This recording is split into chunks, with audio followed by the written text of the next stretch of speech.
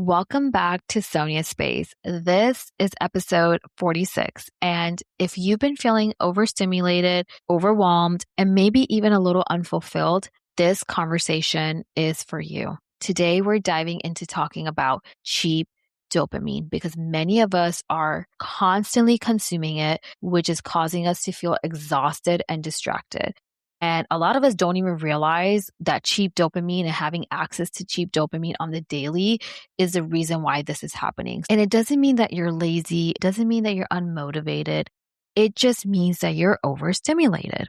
And this is something that I struggle with on and off because, first of all, being a podcast host and a digital content creator, I'm constantly on social media. And even prior to that, I feel like I really struggled with having a social media addiction. I talked about it in episode 14 if you want to check it out, but I have found ways to manage my social media addiction. I understand that I can get caught up, just like many of us, in going on social media apps. I get caught up with consuming cheap dopamine. So for today's episode, I want to talk about what exactly cheap dopamine is, why it is so addictive, and talk about real dopamine and how it's sustainable.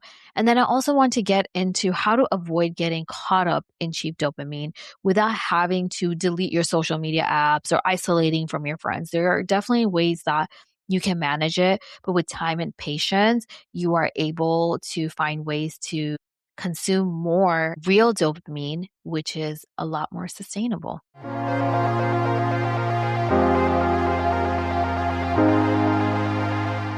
So what exactly is cheap dopamine? So dopamine is a chemical responsible for motivation and reward, but cheap dopamine is dopamine you get with little to no effort. So examples would be the mindless scrolling that we do on TikTok and Instagram, the notifications and likes that we get. So we get that quick dopamine hit from getting those notifications. Online shopping is another one, constantly having to order stuff on Amazon or whatever website, constantly having to order something online. Junk food is another one, especially when you're watching TV or playing a game or going on a drive. Junk food will also cause you to consume cheap dopamine.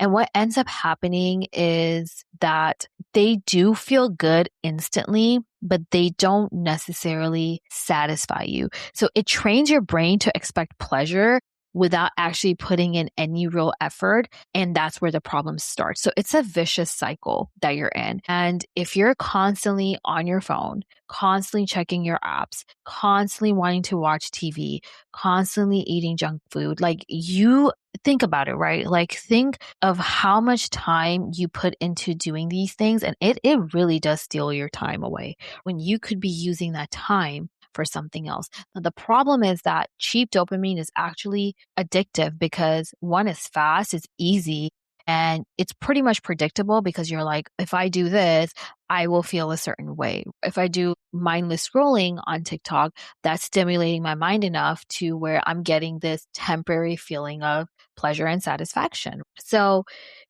our brain loves to be efficient, but when we're constantly stimulated, what ends up happening is that we get caught up in requiring and needing that instant gratification.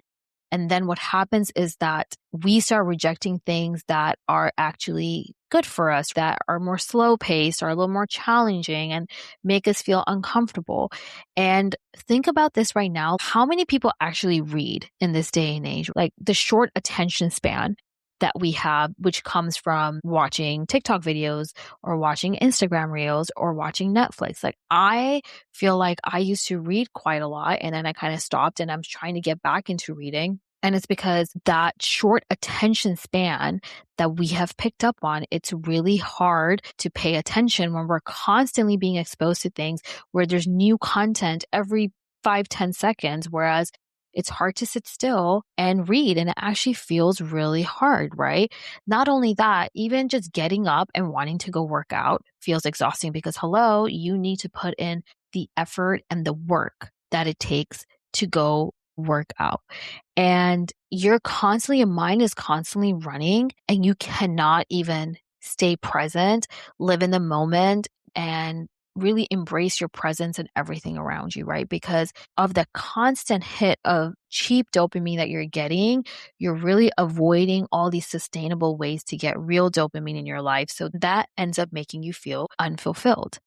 So cheap dopamine, the way it affects your life over time is that it steals your focus, it steals your time, and it steals your capacity for joy, which can essentially lead to low motivation, not wanting to work out, short attention span, like I said, feeling emotionally numb because you're so overstimulated, and this constant dissatisfaction that you have from wanting instant gratification. So you're technically doing more, but you're enjoying way less. And we get way too comfortable with this concept. And that is a problem. That is a problem that we're doing. We're doing it mindlessly.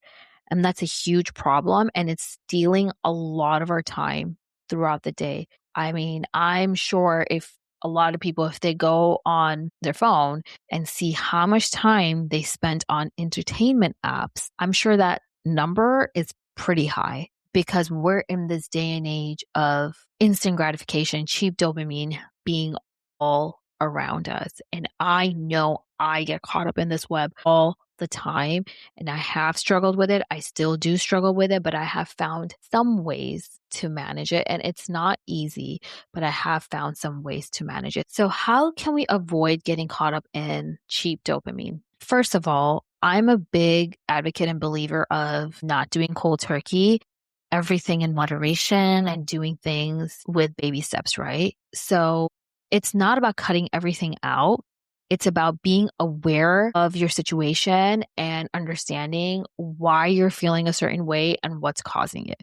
So that's the number one step. And then the second thing would be, what are you doing about it and how often you are doing something about it? Are you being consistent with managing your addiction to cheap dopamine?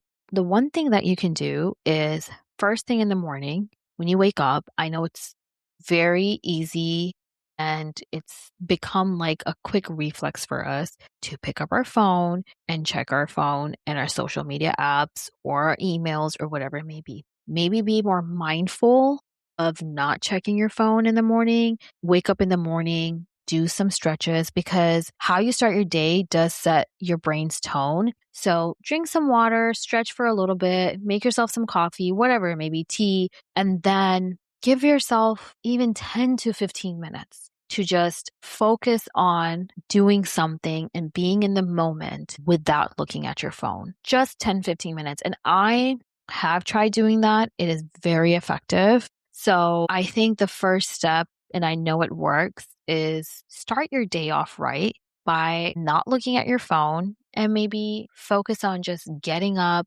brushing your teeth, taking a shower, getting a cup of coffee, doing some stretches, and then maybe looking at your phone. The second thing I would say is that another way to avoid getting caught up in cheap dopamine is do something that requires you to put in some effort. And for me, that's working out. So telling yourself that, hey, like today or this week, I'm going to go work out. It is not easy to go out of the house and go work out, especially when you're constantly stimulated by cheap dopamine because you're not getting that instant gratification. But after you do work out, don't you feel amazing because you have those endorphins released? So challenge yourself to do something that makes you feel uncomfortable, but at the end, you get amazing results and it actually brings you fulfillment. You can tell yourself, hey, I'm so proud of myself for working out today. Or I'm so proud of myself for reading a book even for 10 minutes. I have been reading this one book for like the longest time. And, I should show myself a little bit of grace because I just had Raya's a year old now. But last year I had a baby. I was super caught up in that. But I'm slowly trying to get myself to finish this book. And I have been reading just a few pages here and there, which is better than not reading it at all. And it's just challenging yourself to do something which doesn't bring you instant gratification.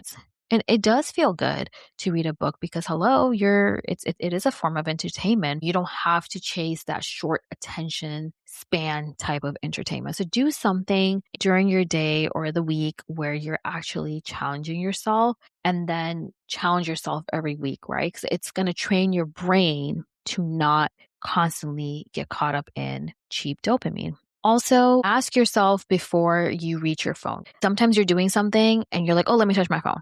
Let me check my phone and see who messaged me, or let me see who sent me a message on Instagram. Just stop yourself for a second and be like, I can check a little bit later, right? I can check in like 5 minutes. Just check your reflexes. I think that's a great way to train your brain to stop chasing cheap dopamine, because we do these things without even realizing it. So like I said, awareness is the number one thing. Being aware that you're doing it and then checking yourself throughout the day can help you avoid getting caught up in cheap dopamine. And do things that bring you fulfillment over distraction. Spending time with loved ones, spending time with friends without checking your phone, reading a book, working out, going for a walk, taking a shower, things where it doesn't require you to be in that space of consuming cheap dopamine. And what that does is that it will eventually train your brain to not be so addicted to cheap dopamine. What does real dopamine look like? Real dopamine actually comes from consistency, from progress, from discipline, and doing the things that align with who you want to become. And yes, it's not easy, but with time and patience and discipline, you will feel that sense of true success and fulfillment. And these things aren't loud and flashy. It actually helps you build this level of confidence instead of being so dependent for this need of instant gratification. You do get a sense of gratification, but it's not instant gratification. So real dopamine is walking. Real dopamine is spending time with loved ones. Real dopamine is working out. Real dopamine is reading a book. Real dopamine is meditating. Real dopamine is not checking your phone first thing in the morning. That's where real dopamine is. And you also need to figure out what real dopamine is for you with your hobbies and your interests and your passions and your career. Where does real dopamine come into play? I think the question that we can ask us when we're doing an activity: how do I feel afterwards? How is this making me feel afterwards? Is it bringing me a lot of excitement and then there's like a crash and burn type of situation and then I'm craving it again? Or is it actually making me feel content and joyful and at peace? If not that, then making me feel motivated, making me feel more focused, making me feel like I have accomplished something. These are all good feelings to have, but they have to be sustainable and you have to make sure that it lasts instead of you constantly having to seek for it. So I think that's a question we have to ask ourselves is, one, how much of cheap dopamine am I consuming? How can I incorporate real dopamine into my life? And when I perform an activity or do something, how is it making me feel afterwards? And again, you cannot avoid cheap dopamine completely. This is not a cold turkey type of situation because it's always going to be around us. It's just how you're managing cheap dopamine. So dopamine isn't necessarily bad. It's good for us. It helps us achieve goals. It helps us stay focused. It helps us stay motivated. It's the reward system in our brain. And I feel like it's the reason why we do certain things. But when you have unbalanced levels of dopamine, that is not good for you because yes, cheap dopamine, it gives you this instant gratification, excitement, sense of relief or whatever.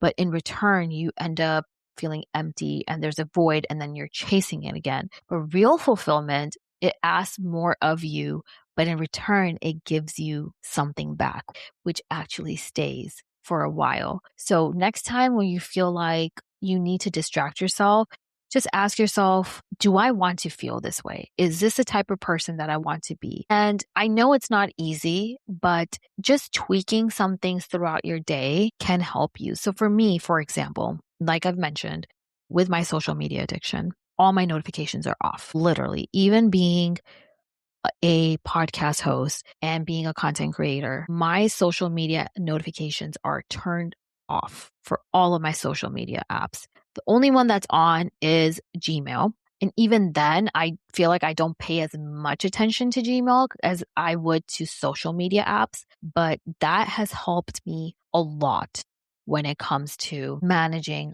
cheap dopamine. So I'm aware of that. And I told myself, I don't want to be the person that's constantly looking at their phone.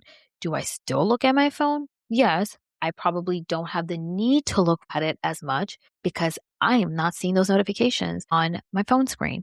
But the point being is that you have to find out ways and things that work for you. You have to figure out what you want to be in alignment with and how you can avoid cheap dopamine throughout the day to the best of your ability. It's not easy, but that awareness of knowing that you're consuming cheap dopamine is the first step. And in return, you will eventually feel much better. You're not going to feel as overstimulated. You're not going to feel unfulfilled. And then you can use that energy to create more. You can use that energy to build more, do more for yourself, for your passions, for your work, whatever it may be, or spending time with family and loved ones. You're using that space to retrieve true joy, to retrieve true fulfillment and true success. And remember, peace and fulfillment isn't found in constant stimulation.